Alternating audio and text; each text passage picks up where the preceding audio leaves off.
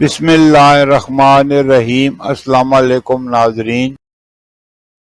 برصغیر میں زندگی کی گاڑی کو آگے بڑھانے کے لیے 3 طرح کے کیلنڈر دیکھے جاتے ہیں، جن میں عیسوی کیلنڈر، اسلامی کیلنڈر اور بکرمی یا دیسی کیلنڈر۔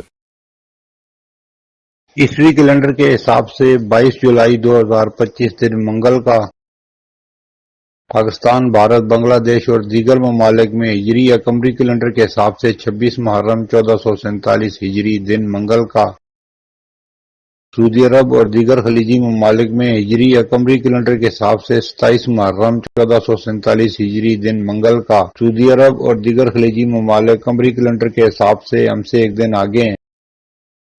بکرمی یا پنجابی کیلنڈر کے حساب سے 7 محرم 2082 دن منگل کا ماضی کے دریچوں سے چند واقعات جو پاکستان اور مسلمانوں سے متعلق ہیں۔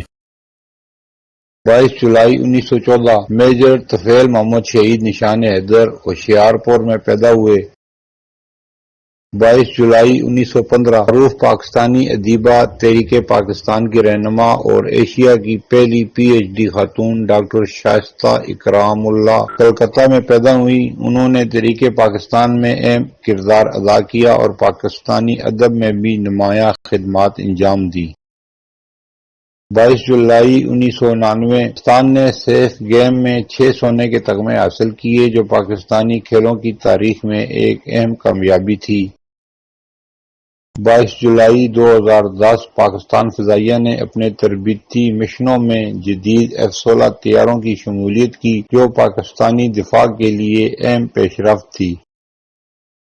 22 جولائی 2003 موصل، عراق میں امریکی فضائی حملے میں صدام حسین کے بیٹوں اور پوتے کی ہلاکت ہوئی۔ یہ واقعہ عالمی سطح پر اہم تھا اور پاکستان پر اس کے بلا واسطہ اثرات مرتب ہوئے، کیونکہ پاکستان اس وقت دہشت گردی کے خلاف جنگ میں اہم کردار ادا کر رہا تھا۔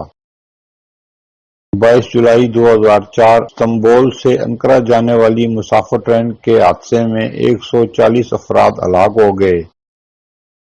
22 جولائی 2004 آسیان علاقائی تنظیم نے پاکستان کو اپنا 24واں رکن منتخب کیا۔ یہ پاکستان کی عالمی سفارتی حیثیت کے لیے ایک اہم پیش رفت تھی۔ پھر ملیں گے اگلی ویڈیو میں، جب تک دیجیے مجھے اجازت۔ اللہ حافظ۔